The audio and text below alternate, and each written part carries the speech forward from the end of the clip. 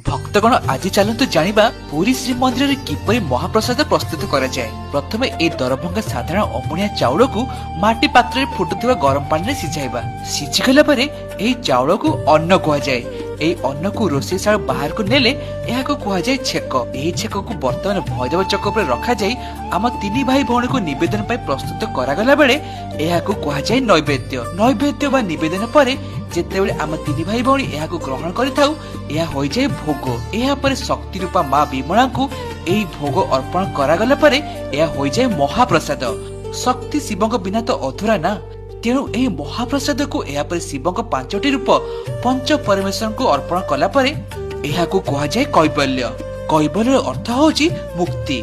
विष्णु शक्ति शिव ए तीन ठाकुरଙ୍କ पाखरे प्रसाद लागिला परे प्रसाद रे संपूर्ण अशुद्धि मुक्त होई भक्त मानकर खाइबा योग्य हेला परे एहा को कहा जाय अबढ़ा। खाइ सला पे